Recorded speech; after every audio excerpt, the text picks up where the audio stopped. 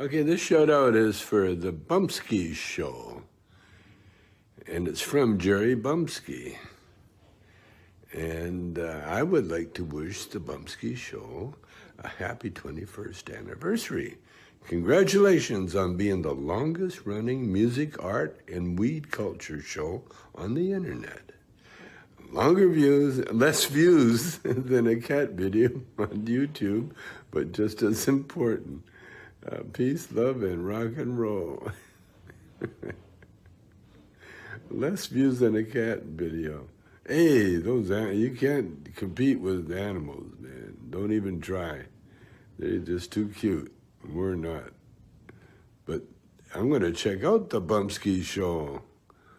And I'm going to check out Jerry Bumpskey. Yeah, I can't compete with a lot of things, Tommy. I can't compete with animal videos. I can't compete with women with large breasticles. So there's quite a few things that I can't compete with, unfortunately. It's a shame. I would have thought that peace and love and music and art would be something that's pretty popular. But not necessarily. Not necessarily. Not as popular as titties, that's for sure. Oh well. I'm still trying though. Still trying to show people that music and art and love and caring and all worthwhile things. And today we're going to do it, as you can see right above me here, I got Sons of Mew. So we're going to have Sons of Mew on today. They're from the UK. Actually, one of the members of Sons of Mew will be on the show today. And that'll be Nick. And according to Mark, he's not the drummer. But I'll have to hear that directly from Nick. So Sons of Mew coming up in about, just around a half hour. Live from the UK. Live from Nottingham Forest, I believe. No, I don't know. You know me, I don't know shit about geography. New Jersey, the UK. I don't know the difference. It's all the same to me. It's all the same to me. All right, so let's play some music.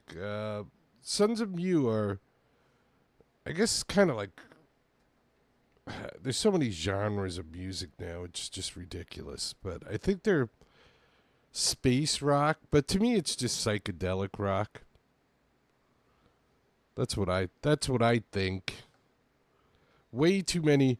We're cutting up ourselves into way too many pieces. Everybody's got their own little niche. Their own little, I don't know. Their own little lie that they're living. But not me. No, no, no. I'm all about the honesty. That's right. Oh, and if you're new to the show, if you're like a Sons of Mew fan and you're new to the show and you don't know much about the show, we play many different genres of music here at the show. So if you're just looking to bang your head or you're just looking specifically for space rock or one genre of music, you might want to just put a playlist on and listen to a playlist.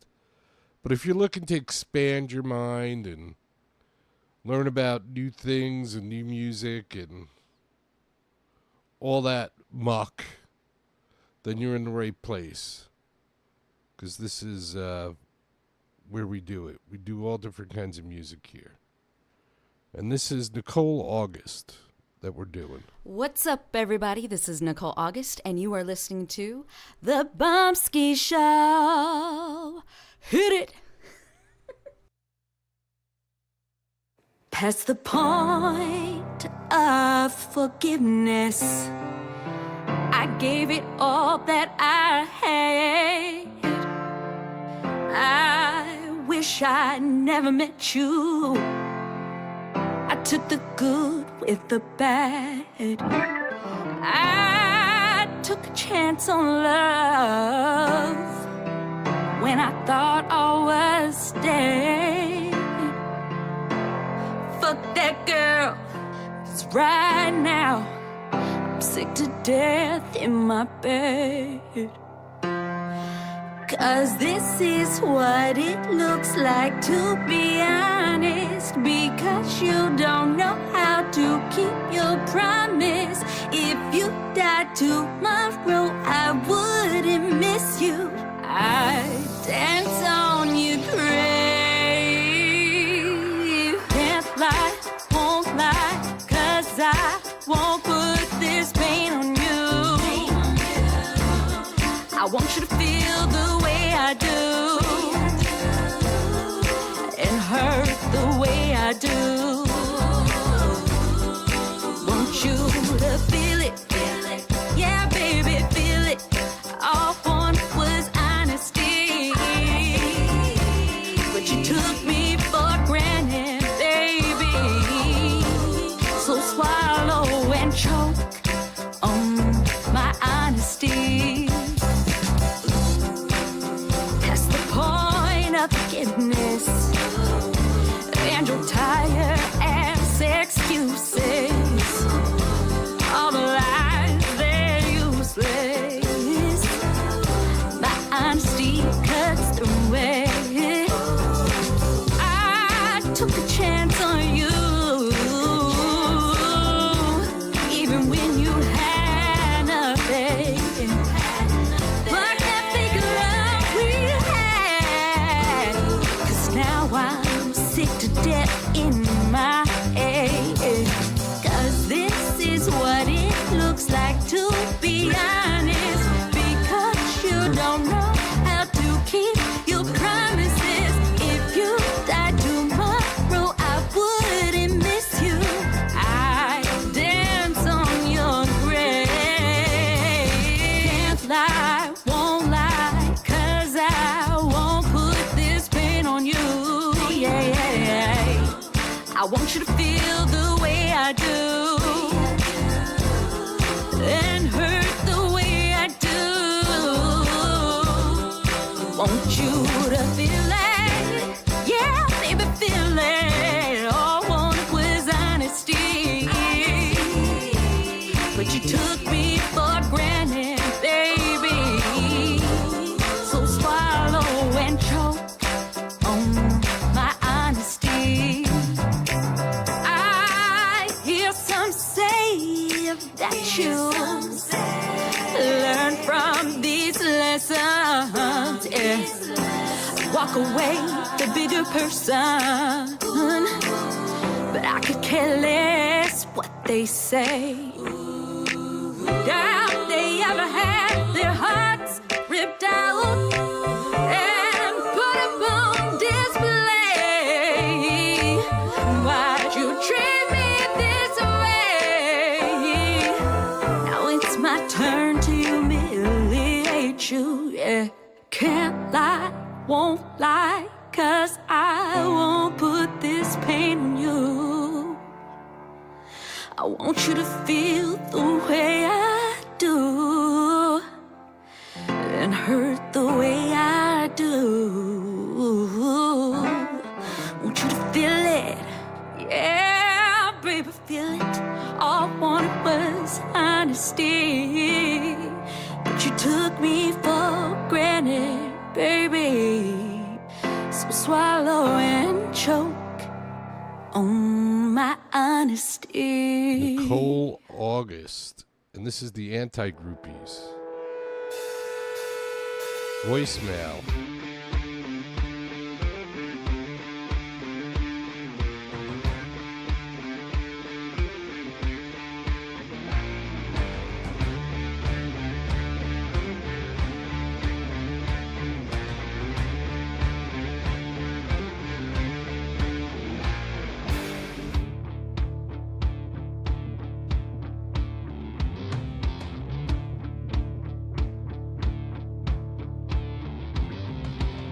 Hey, so I'm just calling to let you know that you're a bitch. I love you dearly, but I don't mean it.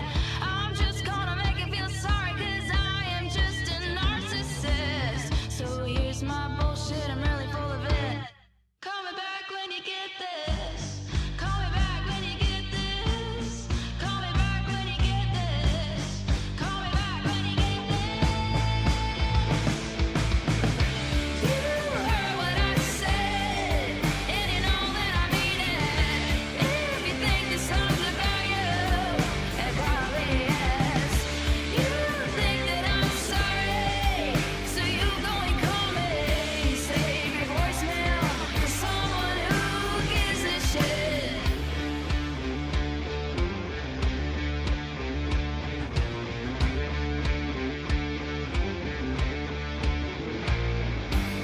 So there you go, you act like you care about my well-being when you're the one who created all of this. Seems like you love the attention, the drama, good or bad, you love all of it. So here's my bullshit, I'm really full of it. Call me back when you get this. Call me back when you get this. Call me back when you get this. Call me back when you get this. You heard what I said, and you know that I mean it. If you think this song's about you, it probably is. You think that I'm sorry, so you go and call me. Save your voicemail for someone who gives a shit.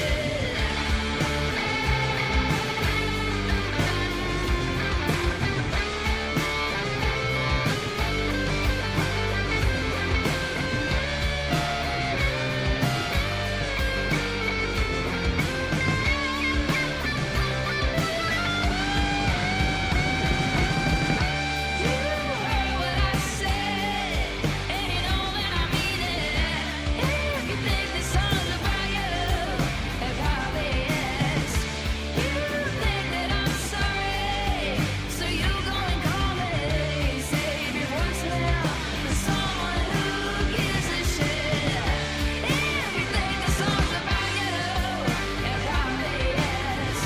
If you think this song's about you, it probably is. If you think this song's about you, it probably is. If you think this song's about you, it probably is. The anti-groupies. Look at that. Here's some CC Coletti. How y'all doing? I can't hear you. Doing a cover, a Led Zeppelin cover. In the country. CC Coletti and her band. I want you to clap your hands and stomp your feet. Can you do that? I'm not sure if you heard me. I said to clap your hands and stomp your feet. Come on, you know this song. This is for the country in you.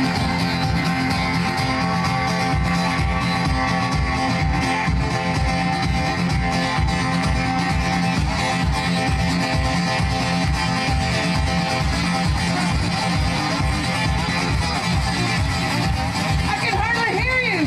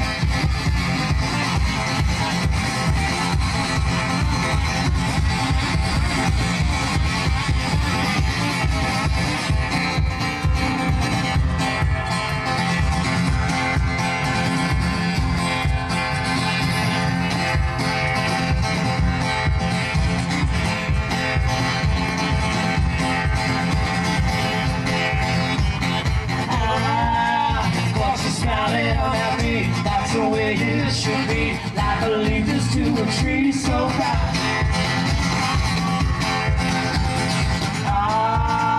All the good times we had, I say love songs so glad, always smiling, never sad, so bright. As I walk down the country lane, I've been singing a song, playing it. Hear the wind within the trees, tell Mother Nature about you and me.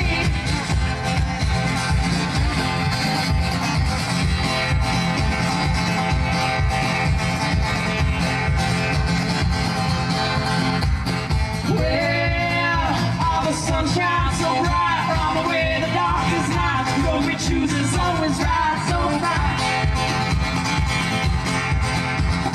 Well, when our love is so wrong, when so many loves go wrong, let our love go on and on and on and on and on.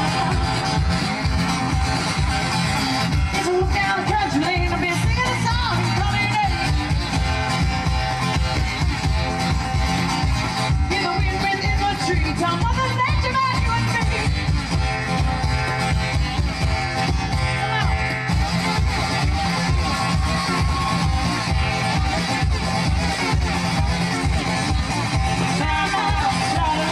Come on down, it ain't too far. Tell your friends all around the world there ain't nothing better like a little white girl.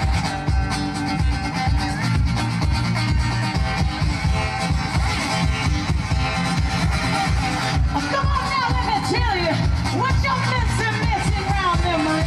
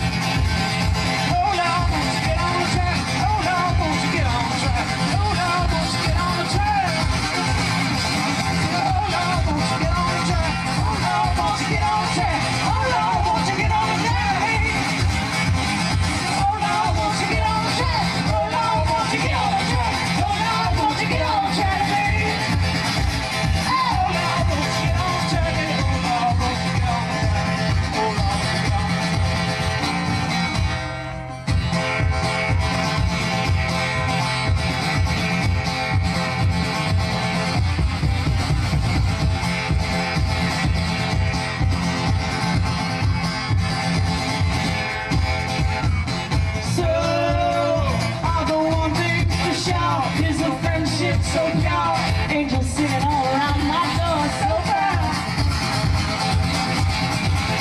Yeah, ain't the one thing I do is spend my natural life with you. You're the finest dog I knew so bad.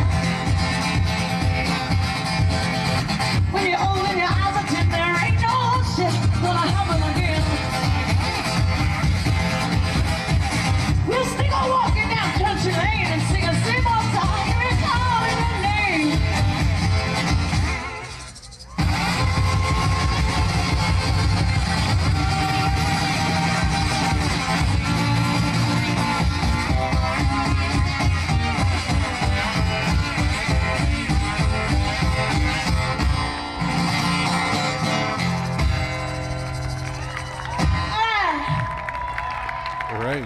Thank you very much. That's one for you. Coletti.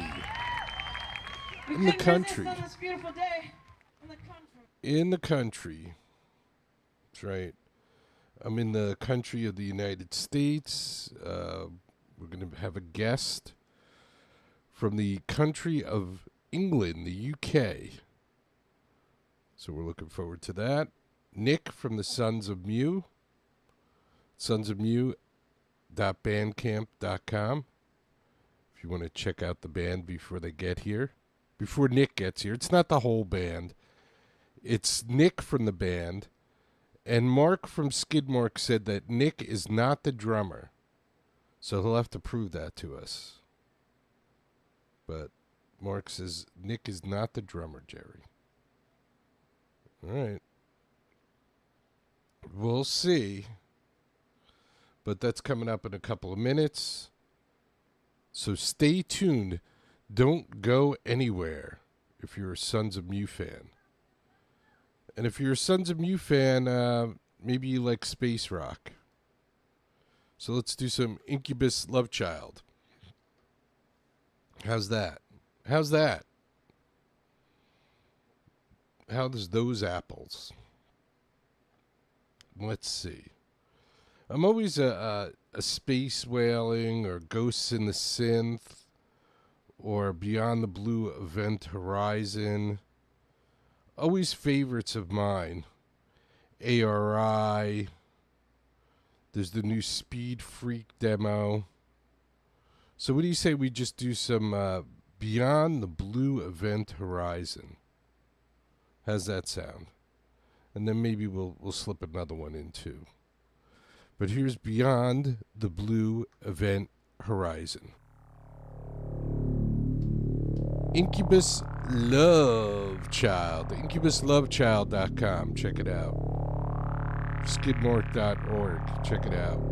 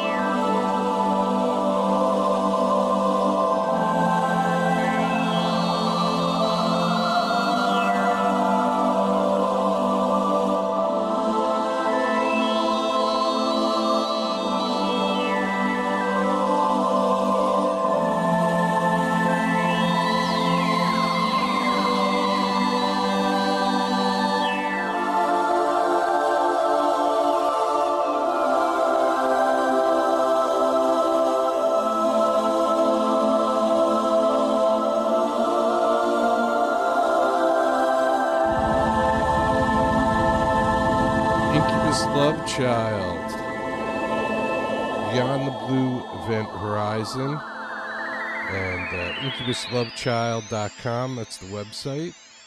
And this is Ghost in the Synth, the Phantasm mix.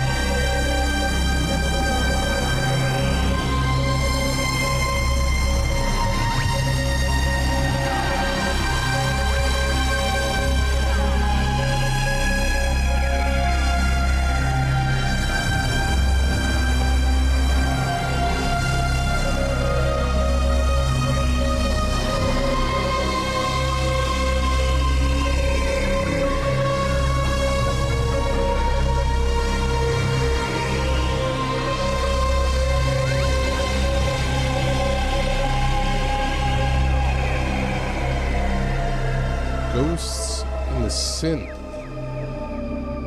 IncubusLoveChild.com.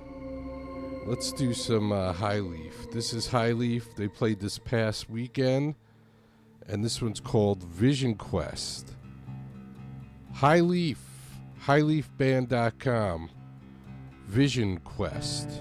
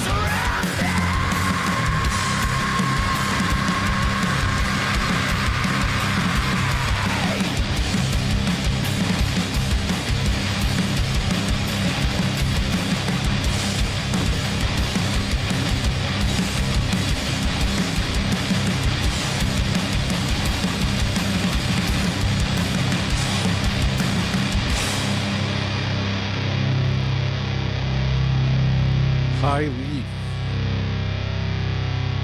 That's the title track off of the latest collection from High Leaf, which is called Vision Quest. That's right.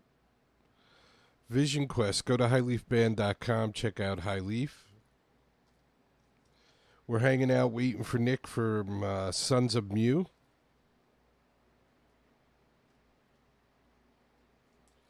So Nick should be showing up in the next couple of minutes, I hope, as long as I didn't screw anything up. Nick will be showing up. Who knows? Anything could happen at any point in time. But I do have the Union Jack behind me. I have the Sons of Mew link up above me. So if you want to check out Sons of Mew, you can go to Bandcamp and check them out. Let's see. What do you say we play some Sons of Mew while we're waiting? How's that sound? Sure, Jerry. Why not? Why not? Sons of Mew. This one's called Walking with Shadows. Sons of Mew on the Bumpskey Show. Walking with Shadows.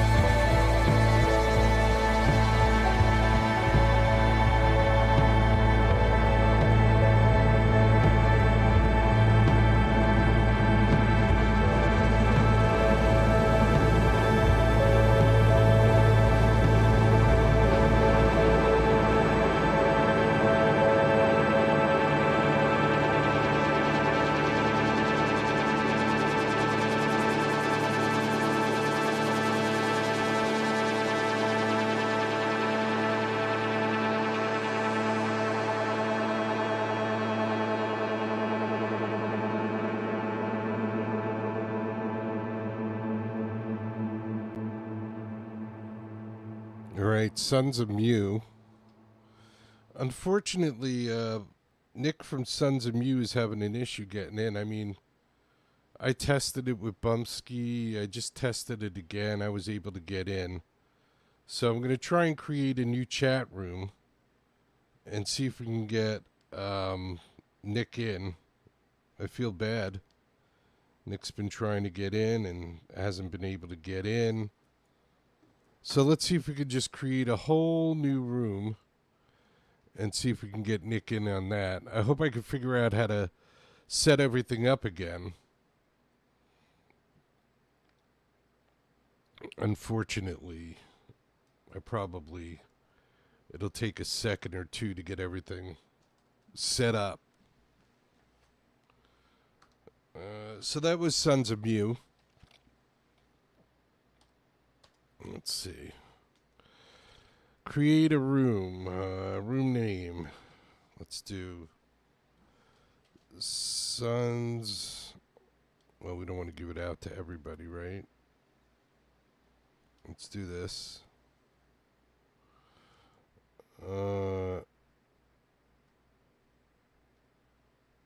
Let's see.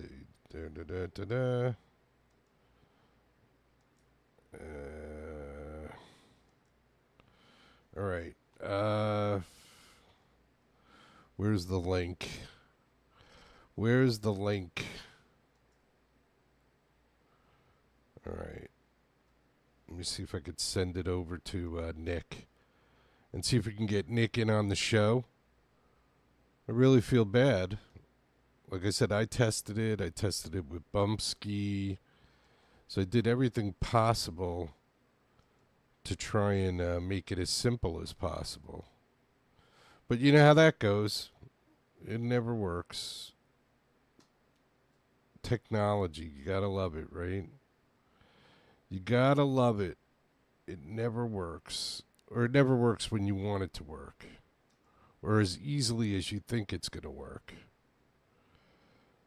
So I try to make it as easy as possible now. Let's see. So hopefully shortly we'll be having Nick from Sons of Mew, and we just saw the video for Walking with Shadows. Walking with Shadows. Come on. Come on. All right, so I just set up a new room, no password.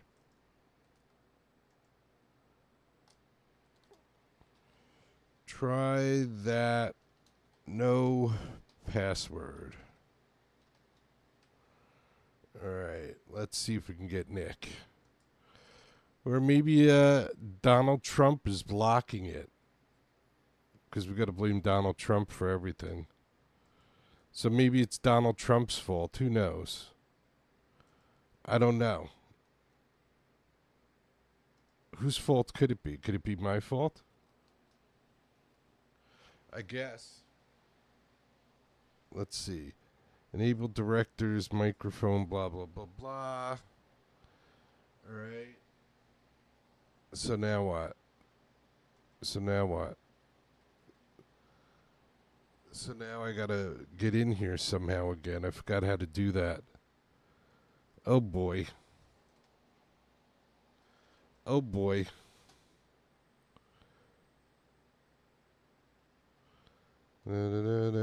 Testing. 1, 2, 3. Testicles. Incredible testicles. Oh, here we go. I think I got Nick now. Can you hear me, Nick? Can you hear me, Nick? Nick? Can you hear me? We're getting closer. Nick's in the room. So that's a good sign. Let's see. I guess you can hear me. I can't hear you. So maybe you could check your microphone. I just checked to see if I got you muted, and I don't. So maybe you could just check your microphone on your end. I don't know if you can see me. I'm assuming you can. Hello. So everybody on the show, I'm getting Nick in right now. We're working on the audio part of it. There is a little thing that says audio settings. Let's see what we got here.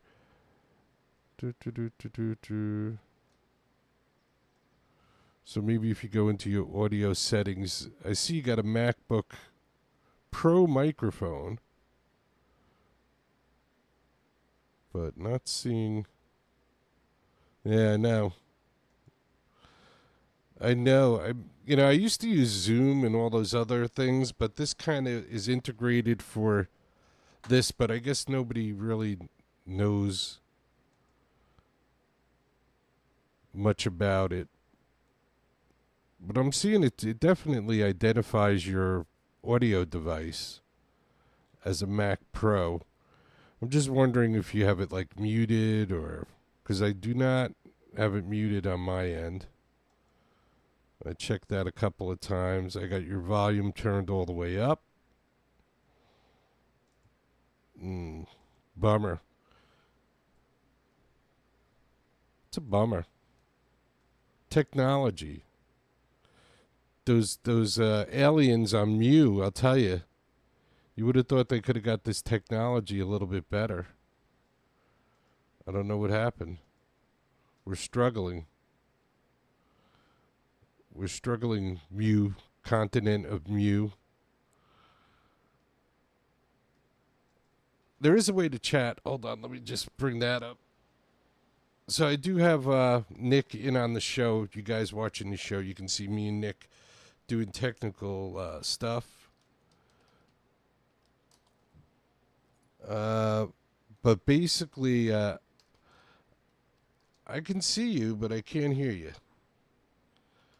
I can see you, but...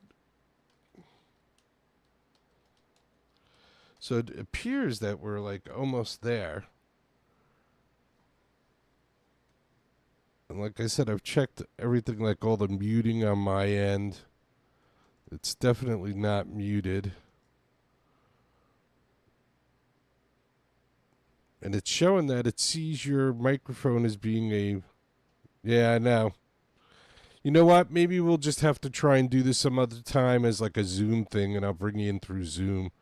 I don't think I have Zoom loaded on my machine right now. But if you see... there you go. I keep dropping out, huh? Okay.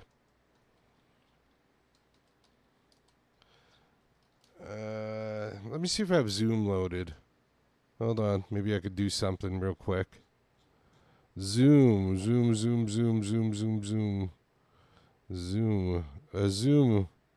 All right.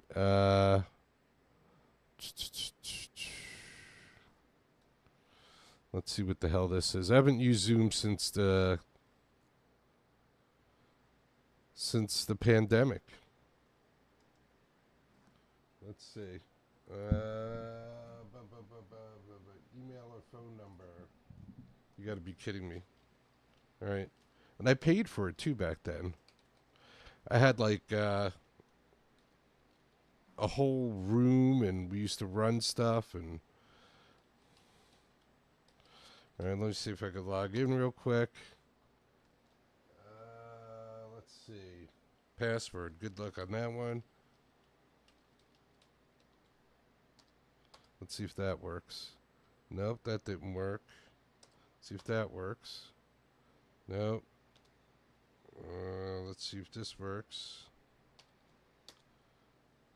None of them.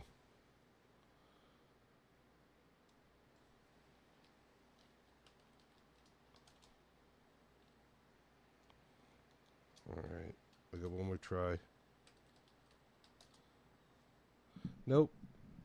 All right. I'm just going to tell Nick that we're going to have to reschedule. I'll have to load up Zoom and figure out something through that.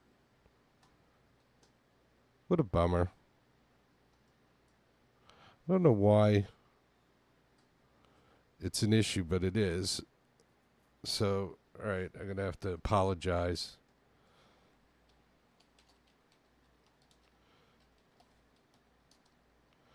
I guess we will have to reschedule.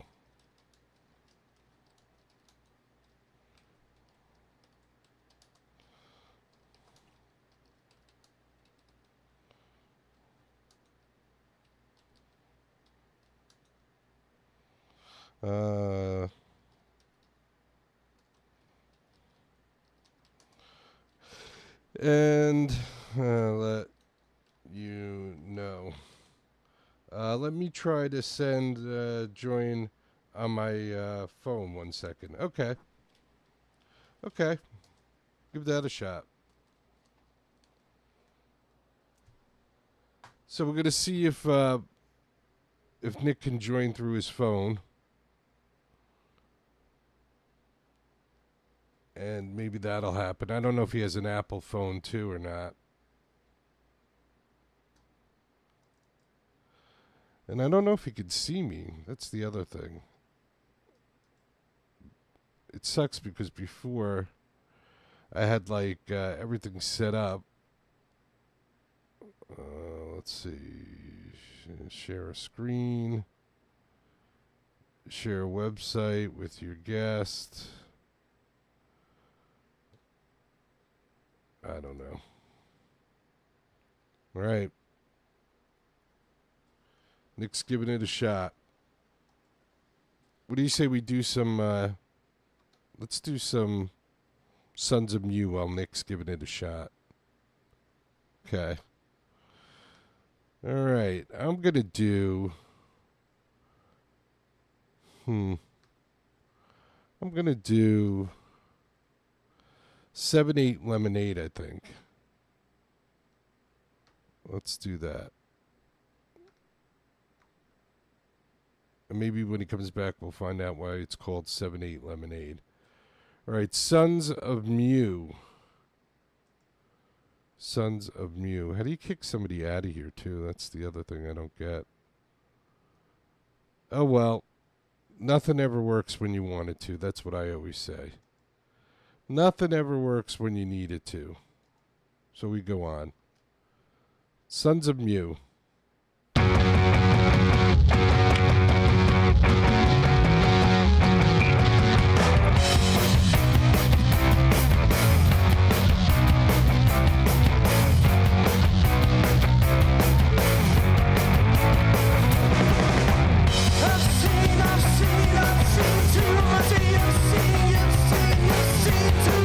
I've seen, by the time my heart is turn to your share.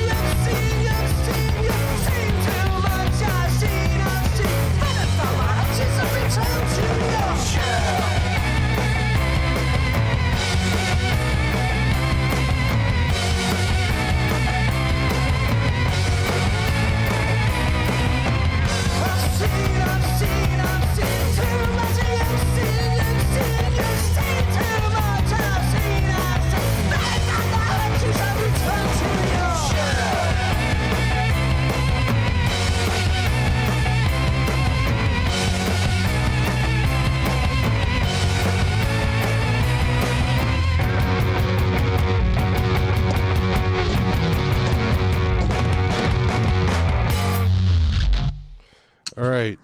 The moment of fucking truth. Is that Nick? Hey, it's Can you Nick. hear me? And I can hear you, Nick. Yeah. If in doubt, use your phone. Yeah. I guess you don't have an Apple phone? I have an Apple phone, yes. So yeah, but I just logged in on the phone and it worked first time. So hey, I'm here now anyway. So thanks for having me on. No problem. Now, I goofing around, I said that Nick's probably the drummer. And Mark sent me a message, and he's like, no, Nick's not the drummer. So what's your role in Sons of Mew? I play the guitar and I shout a little bit. So yeah, I'm guitarist and sort of backing vocals. Okay. And I did do a little research because I know you responded to my little clip like, oh, I'll tell you what Sons of Mew is. So tell us what Sons of Mew is. Go ahead. So yeah, well, the name is a lot of people say, is it an ode to the KLF, which was this English band who did the Ancients of Mu Mu? No, a lot of people think it's interesting play on the word Mu. It actually comes from an obscure Japanese science fiction film called Atragon, which came out in the 60s, and it's about a flying submarine also that discovers the lost continent of Mu. Which is like an Atlantis myth, and it just comes from that because they try and take over the world, and it's a fun, daft science fiction film, which is pretty cool. And it does tie into like the research that I did, the continent of Mu, right? It's Mu, it's not Mew, it's Mu. Some people say, is it Mew? We're cool, we don't mind. If you call us Sons of Mu, we're fine. If you call us Sons of Mew, we're fine. It's many people use different ways of saying it, and we're fine. And I was saying it's short for music because I didn't know when I first saw it. I was like, oh, it's short for music, Sons of Mew. But it's these beings from somewhere in the middle of space supposedly came down to Earth, and the continent of Mu was like between, I think, Hawaii and St. Thomas or something. Yeah, and it's also tied in.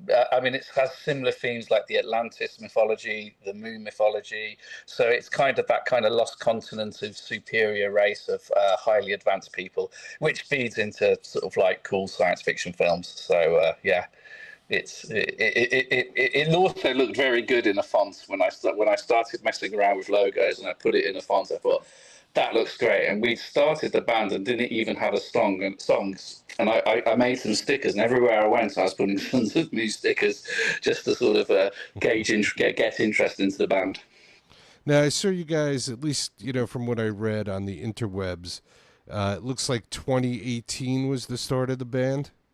Yeah, so the four of us got together. We've all been in different bands through all of our lives, and we've known each other, and we just got a bit bored and wanted to do something, so we just started playing, and it kind of all gelled. We had a few lineup changes, but when the singer joined, Neil, he's in another psych band called Cult of Don Keller, and he's old friends of ours, and he just sort of like slotted in, and it just kind of gelled really quickly, and we just wrote lots of music, and then the pandemic happened where we couldn't do any gigs, so we had to do a lot of remote music, and it was really in the past sort of 2.5-3 years where we started.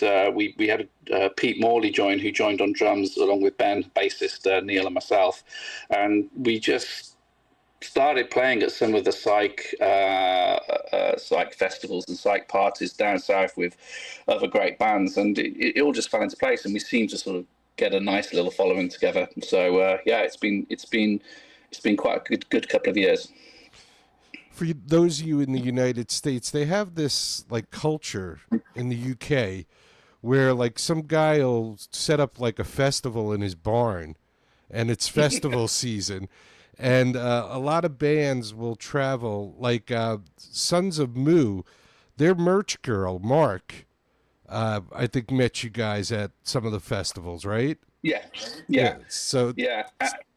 I mean, we're from Nottingham, but we don't actually do many gigs in Nottingham, and we do. The more of our gigs are always out with the Cosfest crew down in Glastonbury and around there. And to be honest, the response we've had has been far greater, and the crowd's really cool. And yeah, we just slotted in really nicely there. To me, and I know it's like this whole space rock thing and Incubus Love Child and all that stuff. Yeah. You guys are kind of like on a punkish kind of psychedelic thing, Yeah. I think that's a fair point. We take a lot of influences. We all of the band members bring their own kind of melting pot of influences into it. We do have psych kind of influences, bands like Spaceman Free, Can. I'm a massive fan of the band Cardiacs, and I love that kind of like edgy British style punk prog that they have. But I think we're quite riff heavy. We like a good riff and like getting dirty on a good riff and sort of. But yeah, the psych thing and space rock, we're definitely on a bit more of a punkier edge, definitely. And speaking of hard rock, I usually don't do this on the show, but it just popped up on my phone that Ozzy passed away. Yeah, my son is a massive Sabbath fan, and I just was literally before I joined call was messaging my son just to say, because he's a huge Sabbath fan. His favorite guitarist is Tony Iommi, and I mean, for us, I was born in Birmingham as well, so I grew up in Birmingham, and Sabbath to me, I was always more Sabbath than Led Zeppelin. So from my side, yeah, it's really sad, Ozzy. I mean, he died at 76, and he must have lived 10 lives in that time.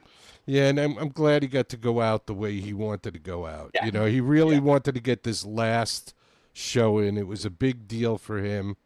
So that'll live on in history. I saw they're going to release a movie of it too. So yeah, that'd be great. And, he did it in his home city just before he passed away. Yeah, just an absolute legend, and to think back to the music they created. A little parallel where I know this story that when Black Sabbath created, a lot of people thought, oh, they're devil worshippers and this. Now, why are you called Black Sabbath? And they were just like, well, we just like the good old horror films. It's all good fun to us. And like us, we got our name from an obscure science fiction film, and that's just, yeah. Yeah, no, it's all just... See, that's the whole thing. I mean, back in the 70s, those guys were doing stuff that would get them arrested in about 2 seconds today. Yeah. So, but that's what made rock and roll, Yeah, totally agree. And I think back to some of those Sabbath songs, the riffs they had are just so huge. And some of those... I was listening I was listening to Planet Caravan just before I came on, because obviously I saw that Ozzy passed away, and that's one of my favourite Sabbath songs. It's just lovely. And yeah, so it was, and I was messaging a friend, and he was saying, no, Snowblind, and I was just like, yeah, it's just so many great songs, and I think those riffs will live on for many years. Now, the bands that you mentioned that were your influences, are they more punky or more like psychedelic bands? So I think Can are very krautrock. I think their album Egg Bamyazi is quite on our sort of tip. For me, Cardiacs, there I would describe them as probably circus fairground music on LSD. But I would say that we're nowhere near the song 7/8 Lemonade you played. When I came at that, because I'm nowhere as talented as players like in Cardiacs, but you wondered why it was called 7/8 Lemonade, and we thought it was a 7/8 time signature, and lemonade kind of rhymed with it, so we made 7/8 Lemonade, and that was the title. It was only when a far better musical friend turned around and said, "You realise it's in 7/4?" Because I noticed, like, some places, like on the new vinyl, is it called 7/8 Lemonade on there, or is it just called Lemonade? Oh, it is? No, it's 7/8 Lemonade, yeah. Okay, all right. So maybe it was just like on YouTube or something. I saw it somewhere. I'll show the vinyl in a second. You heard me mention Sons of Moo, their merch girl, Mark. So I'm assuming Mark walked up to you guys at a show and said, I really like you guys, and... Mark is just like, he's an all-round top guy, and he... saw us at the first Cosfest party, which is our first kind of gig down with the Psych crew down in Glastonbury, and he just loved us. And he's like, okay, and he wanted to buy a T-shirt, and I was in touch with him online and got him a T-shirt, and then he came and saw us at a couple of other gigs. And then I just sort of got chatted to him, and he said he was, he has his own label, Skidmark, and I was just like, well, we were at that time spending ages writing and recording the latest album, Are You Tired of Being Human? And I just said, well, I started sending him some of the tracks on it, and he was like, yeah, I'd love to do it, and it just kind of all aligned really nicely. Mark's so passionate about the music, and he does it purely for the love, and is an absolute stalwart when it comes to the supporting kind of like independent musicians and bands, and the level of detail, getting the white vinyl and putting it out there. He's really done a great job for us, and it's just nice to sort of have the physical artifact of the white vinyl record in my hands now, and very, very pleased with it. Mark's done a fantastic job. Speaking of which, hold on one second. Let me just get up here for a second. Oh, there we go. All right. Just so happens, I have my copy right here, so let's show it off a little bit. So here's the cover.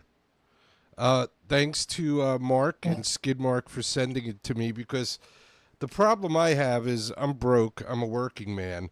And the shipping to the United States is more than the album itself. Wow. It's ridiculous. So Mark sent me over the white vinyl. I have the white vinyl here. And Mark at Skidmark does an incredible job with the packaging. Yeah. His Incubus Love Child albums are beautiful. It's like artwork. So yeah. It's incredible. And speaking of his dedication to indie music, I met Mark about 21 years ago. Never met him in person, but he found my show somehow. And I'm just getting ready to finish my 25th year broadcasting independent artists on the internet. And well done. Thank you. And he started listening to the show, and he was really into it. And there was a band that he really liked called the Bullfrogs.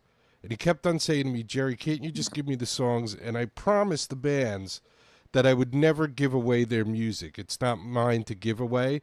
I'll play it until I die, but I won't give it away. So Mark wanted this one CD, and I was like, dude, I don't know, tape my show and pull it off my show or whatever, but I can't give it to you. I promised. So he spent 20 years going to record stores and CD shops, and finally, like about 3 or 4 years ago, he emailed me, and he's like, Jerry, you're not going to believe it. Now, this is an independent band from Long Island, New York, and he was in a record store in, I guess, in Shrewsbury, right? Isn't he from? Yeah, that's where he's from, yeah. And he found the CD there. So Mark is incredible. Yeah, he really is a huge supporter of music. Yeah. He's done some other things for Nigel and Lords of Form. Yeah. And incredible supporter of music, and spends his own money, and is just as stupid as I am. So, and he would have been here today, but his mom's in the hospital, and he had to go take care of his mom. So I hope his mom gets better. Yeah.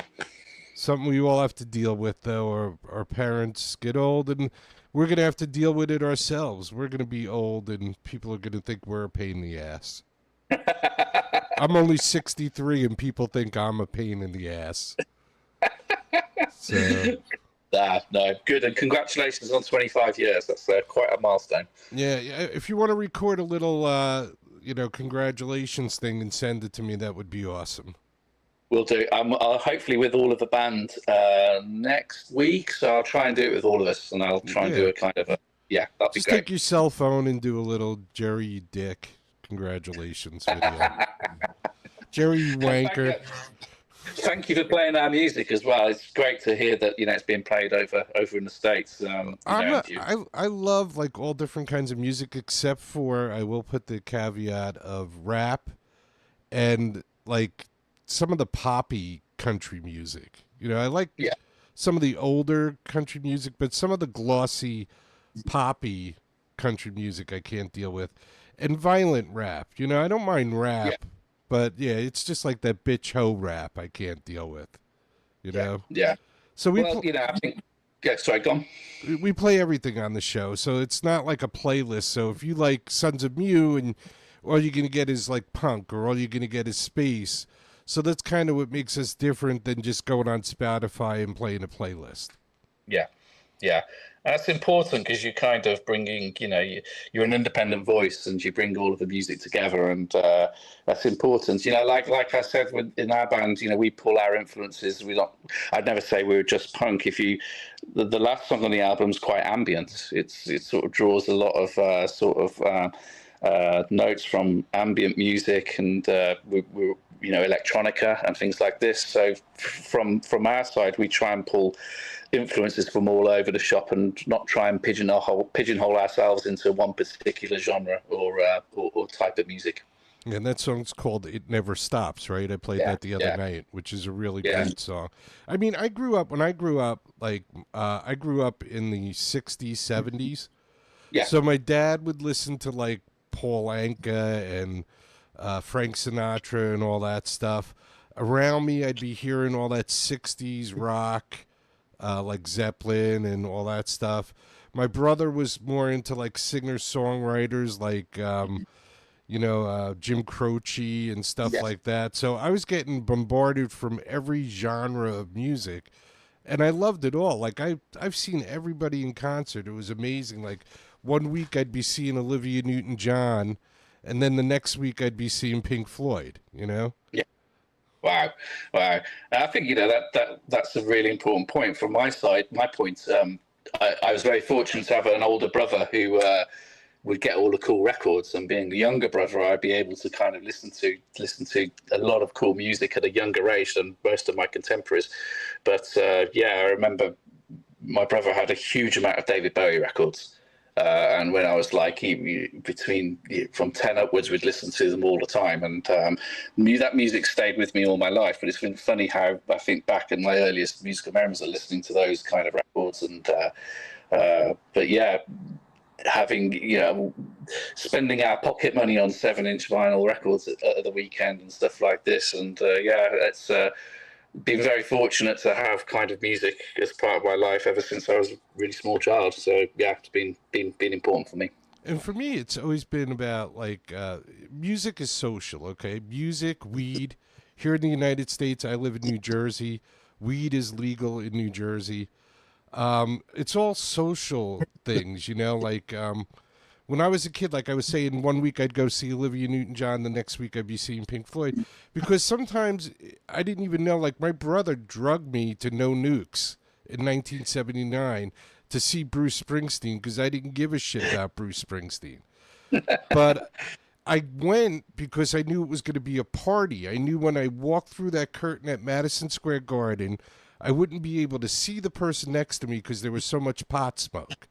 And we'd all be having a great time, So a lot of times I went just for the experience, and I walked away a huge fan,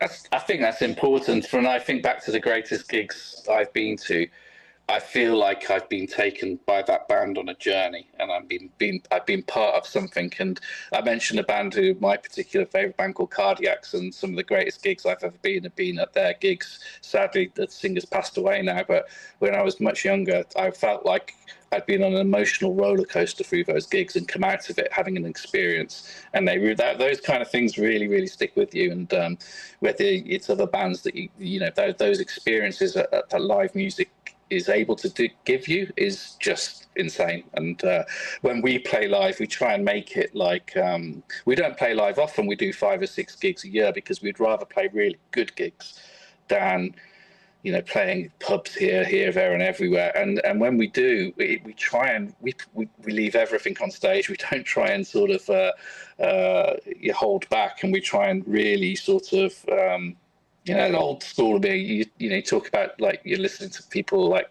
Frank Sinatra, you're putting on a show in the end of the day, and that's the most important thing. And you want to try and take the audience with you and on a journey, and that's what we try and do in live shows, and we try our best anyway. Yeah, my son's in a band out of Philadelphia, and they're called High Leaf, and I tell him all the time. Like one time when Bob Seger was at the peak. It was like 1976, and Night Moves just came out, and I went and saw him at Madison Square Garden, and I was so pumped, you know, like Bob Seger, this is going to be great. And he must have been pissed or something at somebody that night. It was like the worst show. I never listened to Bob Seger again. So I tell my son all the time, doesn't matter if there's one person in the audience or 100,000, you got to put on a good show because everybody's going to have their own experience. And you're the person that's creating that experience. Yeah. Yeah.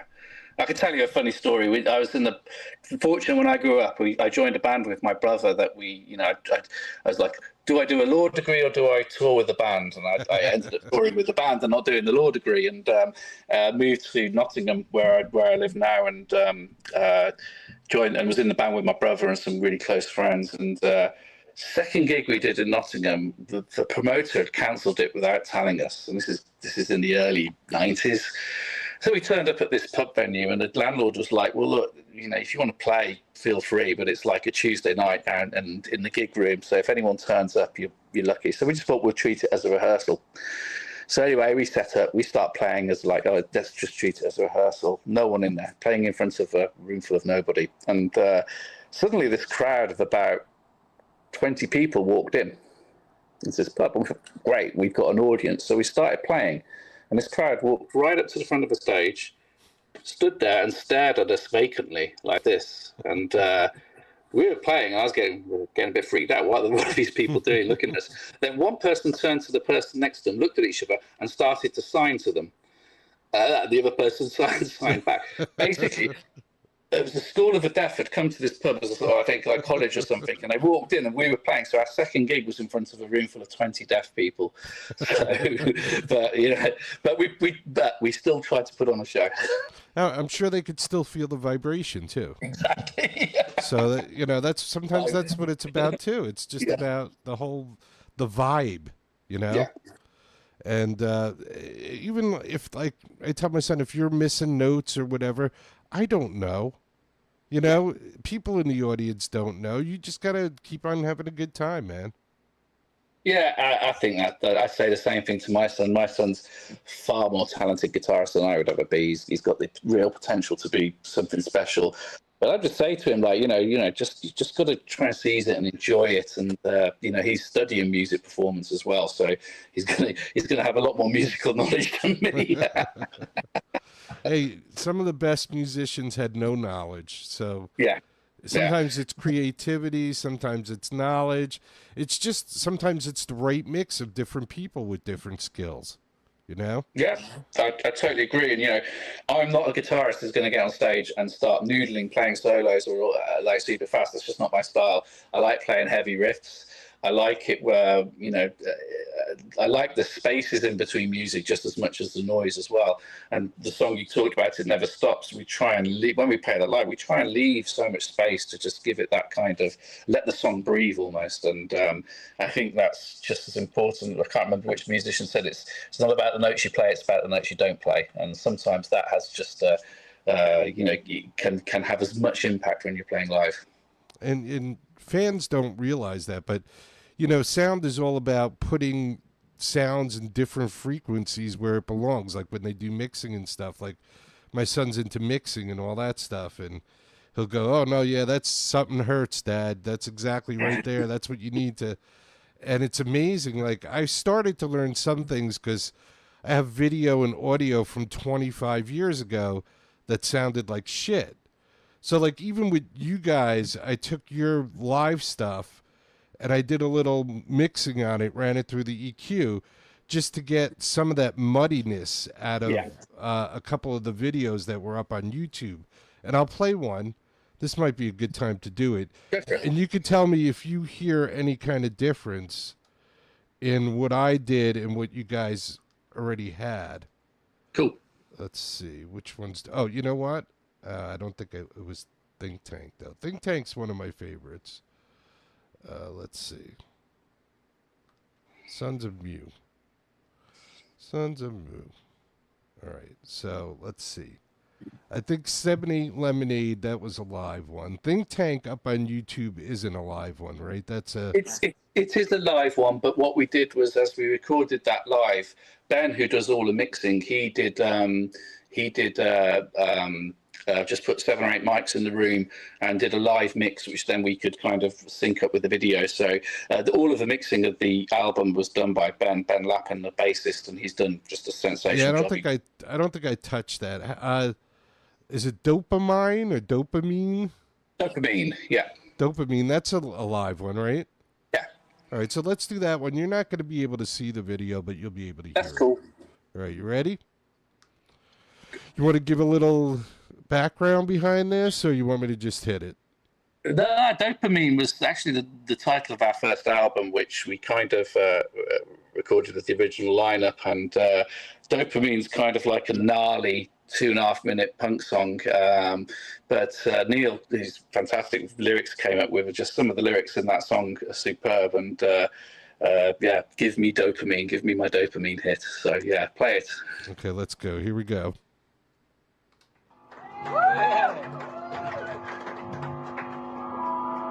This is about the Chameleon supporting the Warlocks.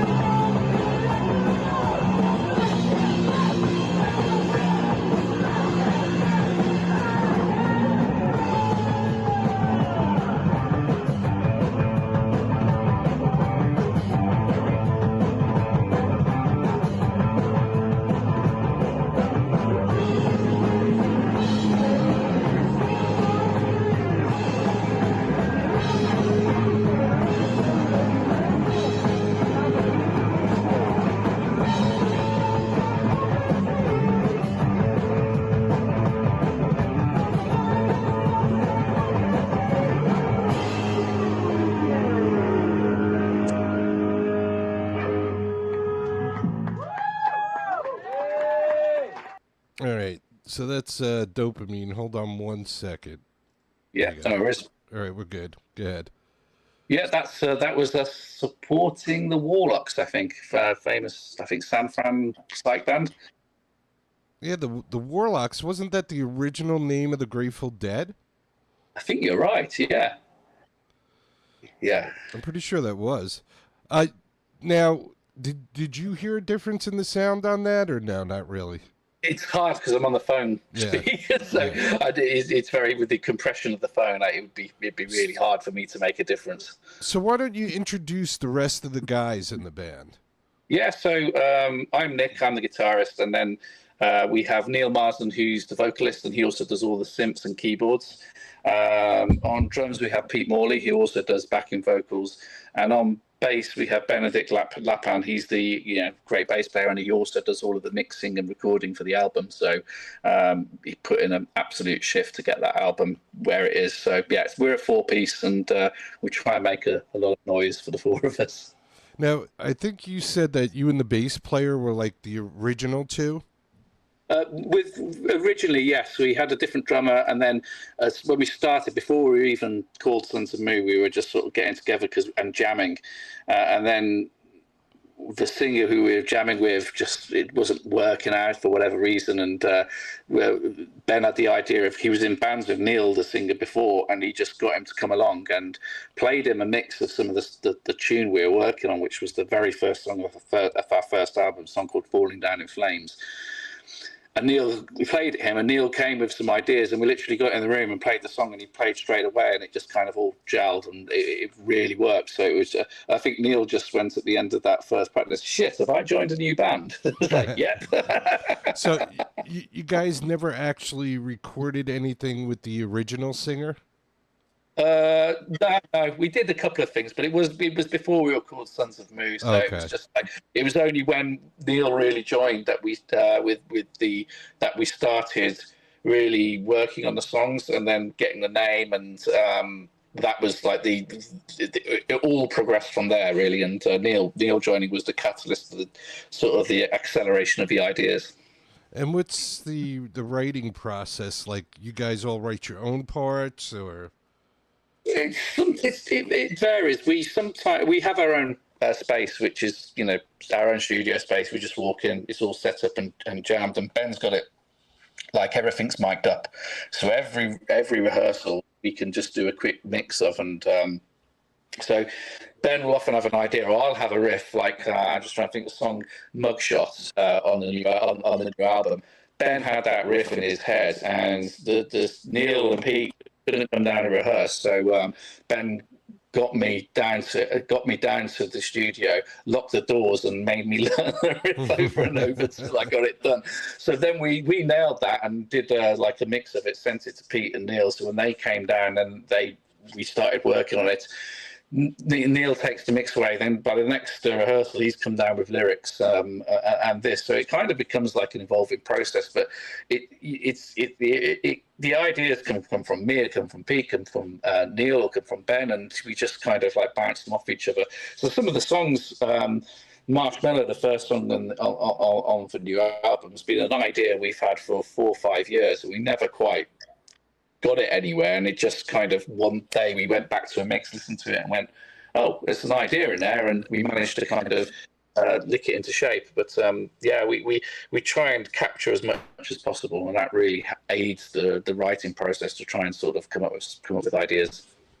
Now, I'm going to assume, like you said, you do about 5 gigs a year, so all you guys are working guys, right? Yeah.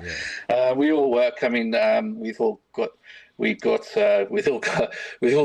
jobs. We can't afford to live off them. No.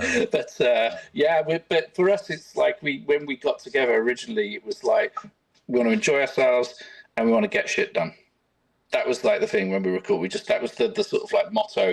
It's got to be fun, and we've got to get shit done. And we all have busy lives. We all got families, and we all have sort of like 9 to 5s, as it were. So the time we spend together is really important, and it's got to be enjoyable. And I have to say, when we've done some of the gigs, when I think back to the gigs where Mark first saw us, they've been so amazing and enjoyable, and it's down to, like, as you said, the crowd and the atmosphere. So yeah, we all have to kind of balance our 9 to 5s with doing Sons of Moo. And the reason I said that is the guys, they don't have a website. They use Bandcamp as their like home base and social media. When I was trying to get information, there's like nothing about who's in the band. Everything is Sons of Moo. And even on the album, I was just looking like for writing credits. The whole band, it's kind of like the Doors. Everybody's getting credit for everything, which is cool. Yeah. So it's just a bunch of guys trying to have a good time and be creative at the same time, which is the best kind of music. Yeah, and we went for the writing credits.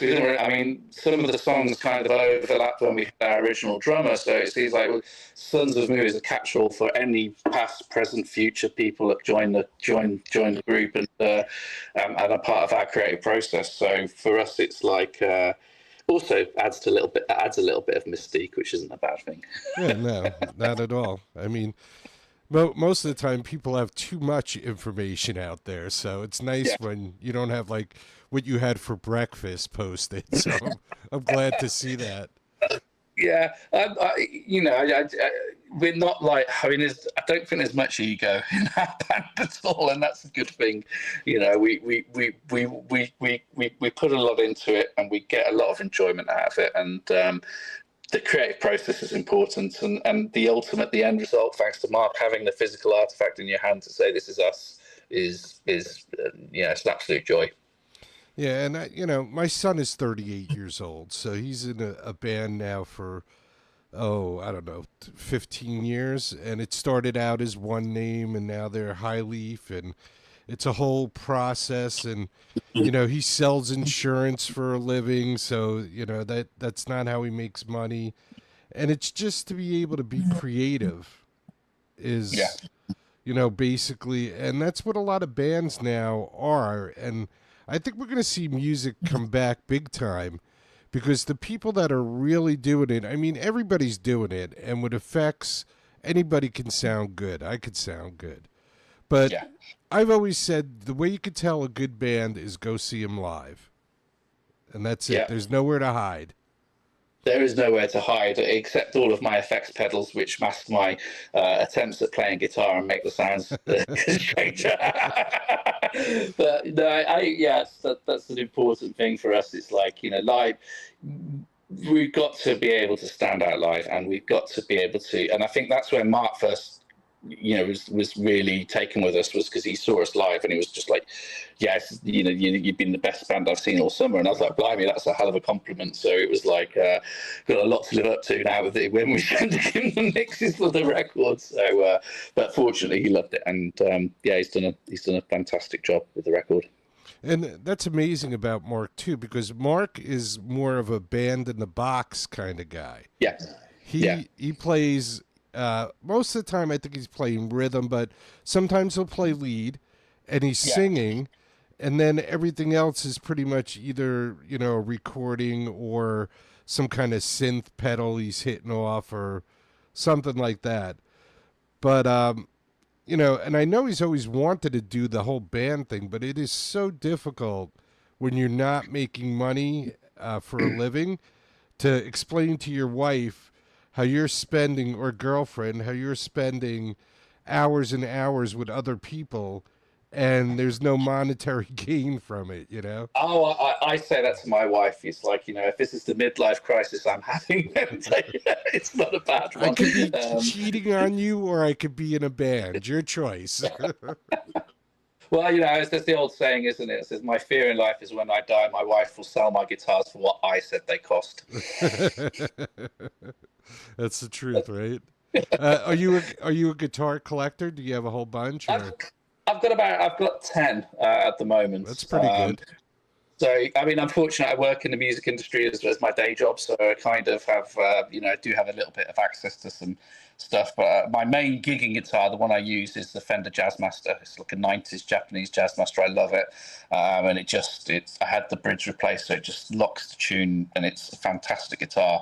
But I've recently ticked off a guitar bucket list. I've always fancied a Gibson Explorer, and I recently bought a Gibson Explorer. So it's quite a bold statement to play that one live. I'm not sure I'm going to do that, but I've always had a bit of a soft spot for an Explorer. So I've scratched that itch now, and I've got a Strat, I've got a PRS, I've got like another couple of Ibanez, but I just keep going back to the Jazzmaster for gigging.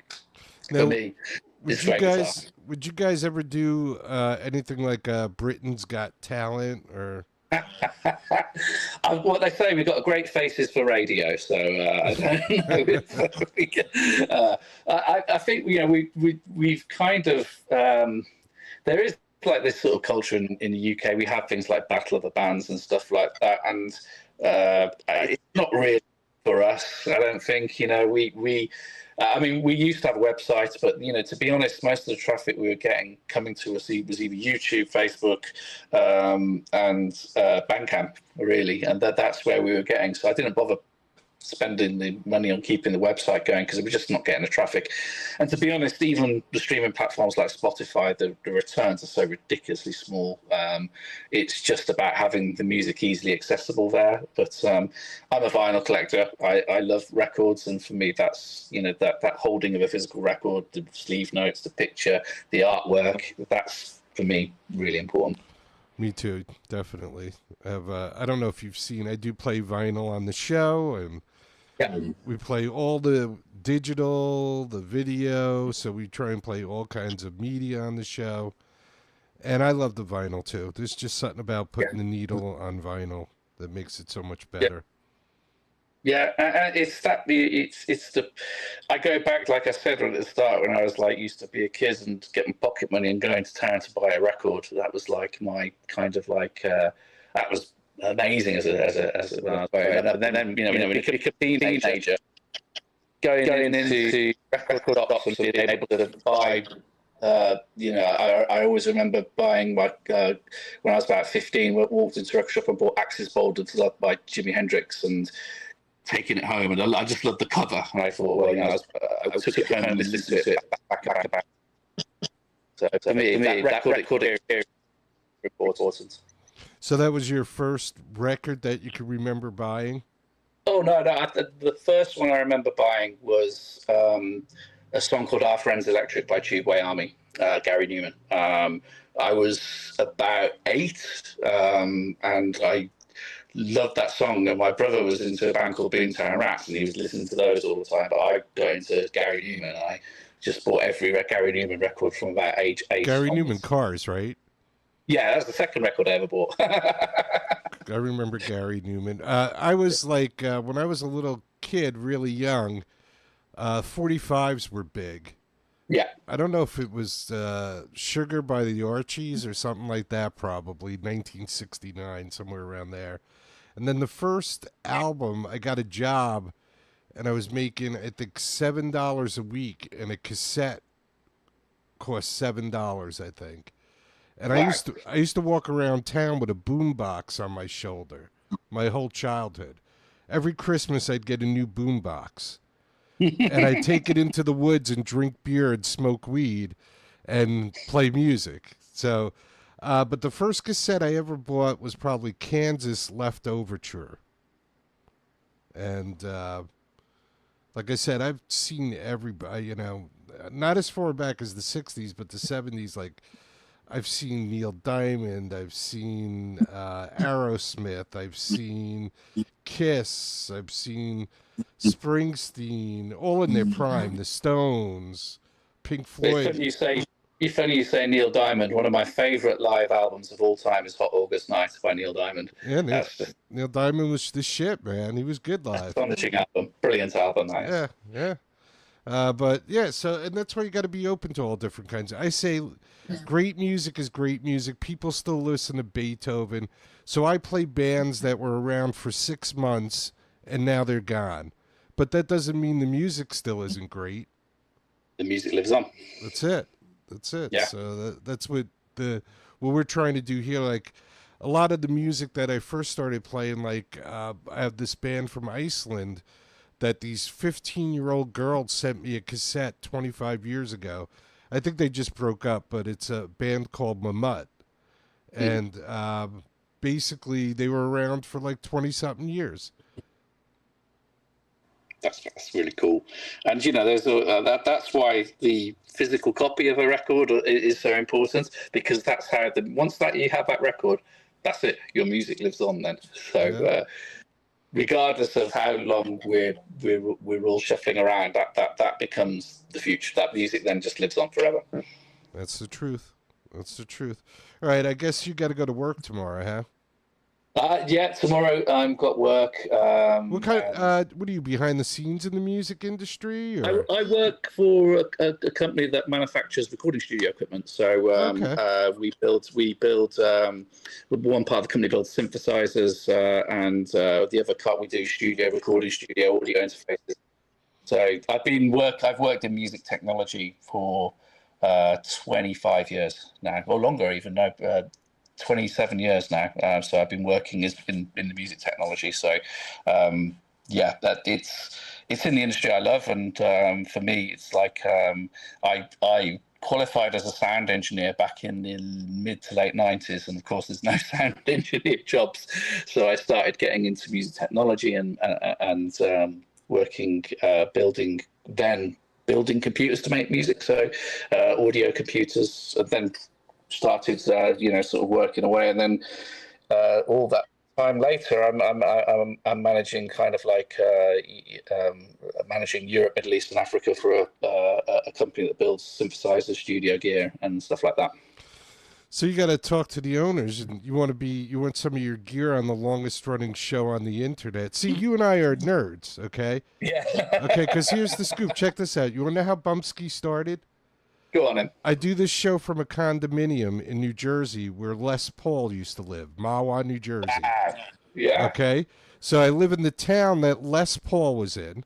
All right, and I'm sitting here, and my friend's going to me, Jerry, we're in a cover band in New Jersey. We go home on Friday and Saturday night. We smell like alcohol, and our wives go, "Where's the money?"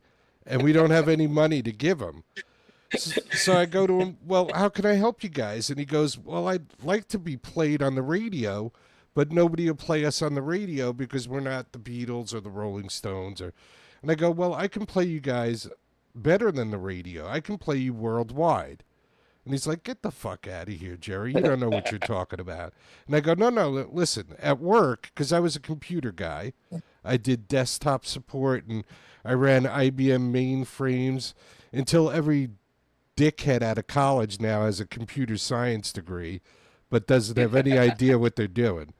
So I go to him, yeah, I can play you guys around the world. He goes, no, I just want to get on college radio. I'm like, dude, when I leave the college's parking lot, I can't hear you anymore. You'll be able to hear me around the world. So, of course, you didn't understand because this was late 1999, early 2000. So I go, listen, I'm going to start this show, and I'm going to start playing all these bands that can't get any exposure. So, of course, I got to figure out how to do it. So I get a T1 line put into my condominium in 1999 so I could broadcast. And I find a company in Colorado that does business meetings, video conferencing and audio conferencing, and I get them to carry my show. And that's how Bumpskey started. It was $3,500 a month when I first started. Wow. This was before YouTube. This was before, I don't know, name Podomatic, Podcast. It was before everybody. So if you can get your bosses to give me some good microphones and gear and shit, they'll be on the longest running show on the internet. Nobody has more broadcasting hours because when I first started, it was costing so much money. I was doing 12-hour-a-day shows. Yeah. And bands would just show up and be like, oh, this is pre-recorded. And they would knock on my door just to see if it was real that I was doing shows for 12 hours a day. Well, I'll certainly drop you a line and see what you need. Yeah, send me toys. I'll talk about toys all the time. I don't care. I love it. You know, you see me. It's like I'm sitting in my bedroom in my condominium right now. I got the green screen. And, you know, I do have a what is it, an SP7, the Shures? Yeah. I have one of those, but I'm not using it. What am I using now? I think I'm using the Yamaha something for a microphone. And then when it came to the cameras, I met this guy. He's like, Jerry, just get what all the porn stars use. So I got like all these little eyeball cameras because he's like, they got the best. It's like 4K, the porn. And I was like, you know what, dude, you're right. So I got a little eyeball camera. When we first started early on in the internet, I got this camera and we're testing it out. And I got my my future wife at the time. She was my girlfriend at that time, and her daughter. And we're sitting around the computer and we're like, okay, we're going to check out video conferencing for the first time. And it's some guy in Poland showing his junk. From like 2000 to 2010, nobody knew what to do with the cameras other than guys. They would just point it at their junk, and that was it. I think that's it. Yeah, that's very important. It was so much more difficult back then. And the one thing a lot of people bemoan things like Spotify, and rightly so, the return on artists. But at least now, with social media platforms, at least with things like YouTube, we're allowed to we can get a reasonably good reach with our music. We would have never been able to do 25 years ago, just by being active in these places. It doesn't earn you any money, but at least gets your music out there. So for us, that's like really important in the end of the day. The more people listening to us and the more people enjoy our stuff, great. Well, the whole thing I say now is if you want to support a band, I mean, the music is pretty much free, so just buy the merch. Buy a T-shirt, buy a coffee mug, whatever it is. And we do have some very good T-shirts available. Hey, I got my Incubus Love Child, right? Hey, which I'll is get your Sons of Me one. Which is Skullcat, right? Same thing as you guys, right? They do ours as well. Skullcat do our T-shirts. Yeah, you guys they're great. You guys got a really cool one with an eyeball. I saw that one. Yes. Yeah. That's nice. I like it. I'll get you one. All right. Extra fat for me, okay? All right, buddy. I'm gonna let you go, but you gotta. I was just gonna say thank you so much for sharing your time with me. It's been really good, and happy that you enjoyed the album, and absolute pleasure. And I'm glad you finally got in. Yeah, it was a pleasure. Sorry about that. Whenever you want to come back, and if you want to bring the other guys with you, whatever, let them know they're more than invited. Brilliant. I really appreciate that. And thanks again for your support, and congratulations on 25 years. Thank you very much. Peace. Peace. Take care, man. Take it easy. Bye-bye. All right, everybody. So let's play some Sons of Mew. That was Nick from Sons of Mew, guitar player. Nick, Sons of Mew. Off to go to work, unfortunately. The life of a rock star. So I was talking about think tank, so let's do a little think tank. How's that? Sons of Moo. It's not Mew, it's Moo. This is Think Tank.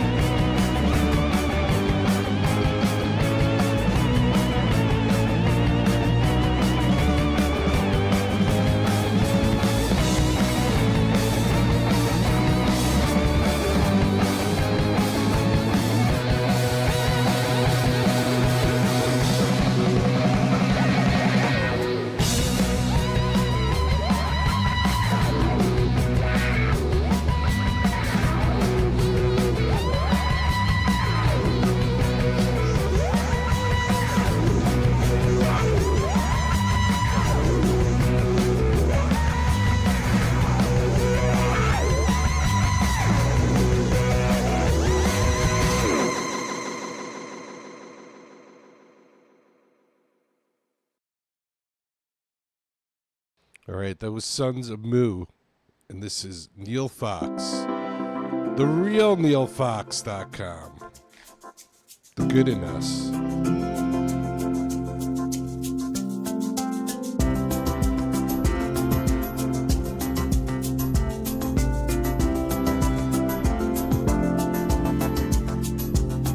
I heard the terrifying news today. The lady said that I was full of hate. She said our history would die away.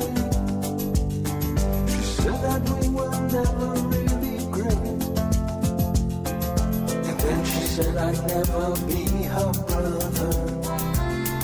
That we would have to pay for what we've done. That we could never learn to live together. And life would be much better when we're gone. Oh, you tell me what you see. Oh, are you a slave or are you free? We must open up our eyes long before we turn to dust. 'Cause the blind will never see the good in us.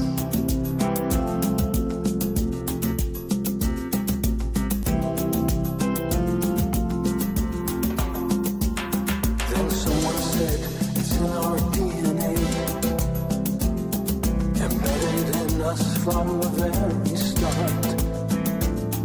He told us how he struggles to this day, and many thought he spoke right from the heart.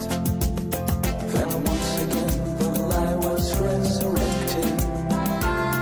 Then once again they showed us how to hate. And once again our souls became infected. And violence and fear would be our fate. Oh, won't you tell me what you see? Oh, are you a slave or are you free? We must open up our eyes long before we turn to dust. 'Cause the blind will never see the good in us. No, no.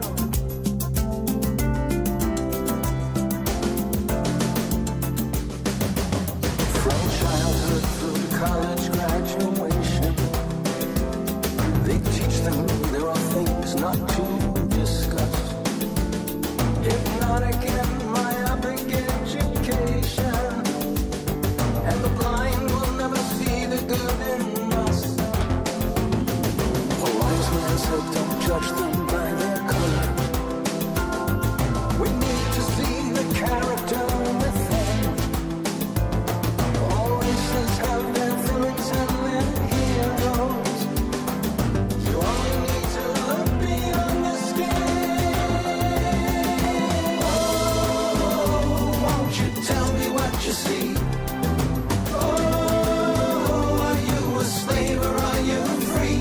We must open up our eyes long before we turn to dust. 'Cause the blind will never see the good in us.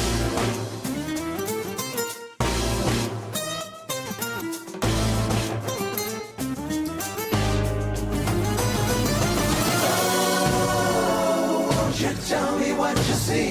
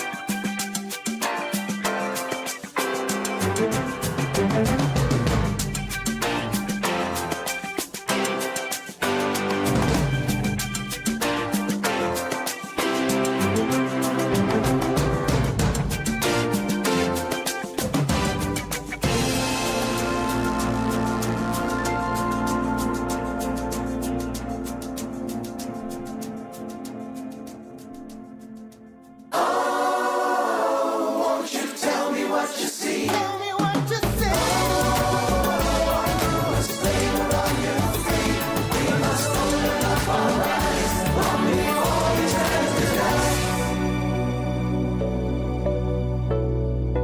It's not hard to see the good in all of us.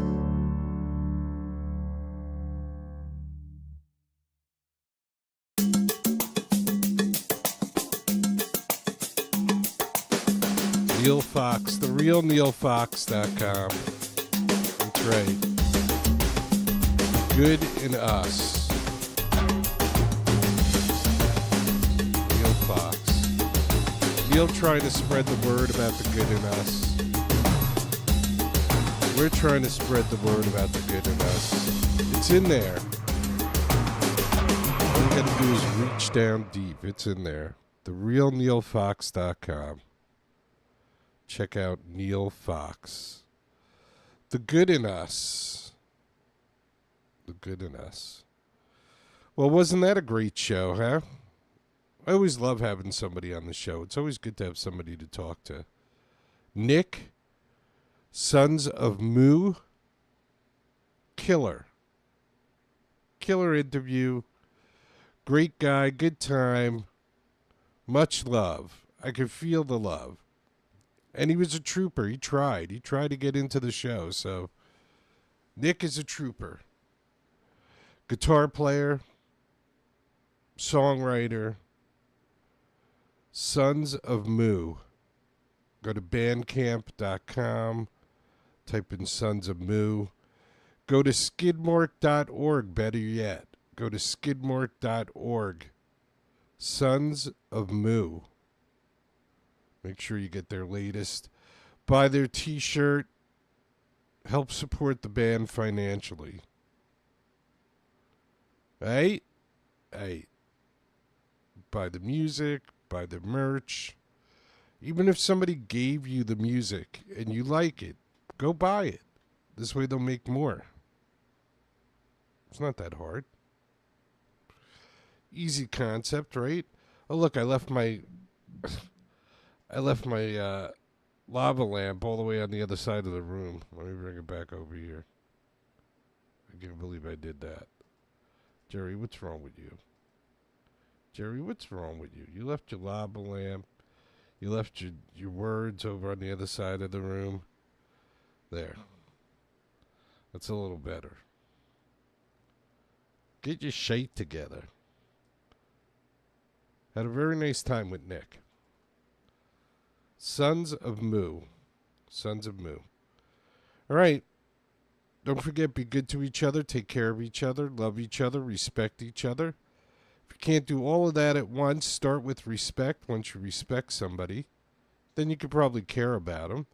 And if you respect and care about them, if something happens to them and they need help, you might help take care of them.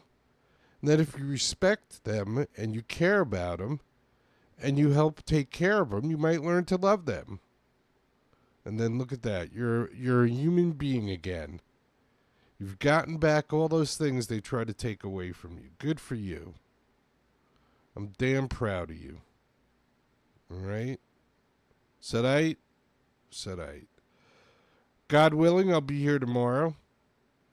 Once again, I want to thank Nick from Sons of Moo for an excellent conversation.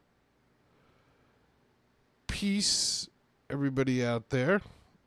Sending peace around the world. Everybody in the world.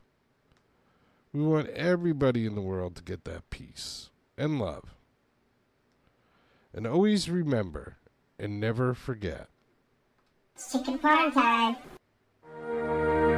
Get busy living or get busy dying. That's goddamn right.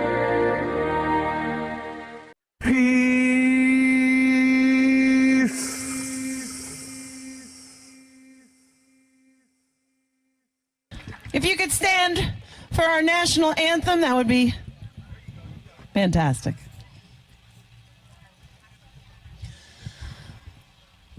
Oh, say, can you see the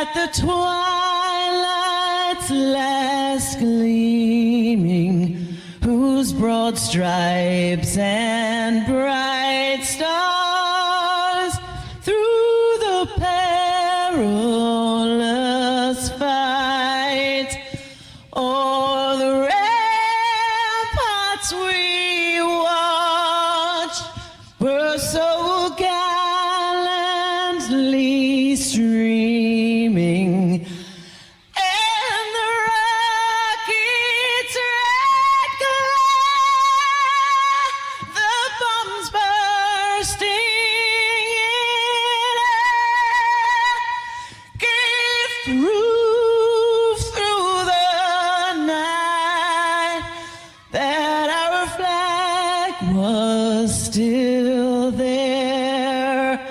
Oh, say does that star-spangled banner yet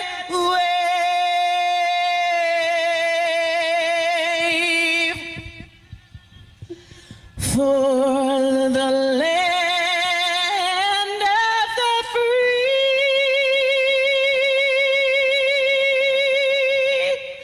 and the home of the brave. God bless the USA.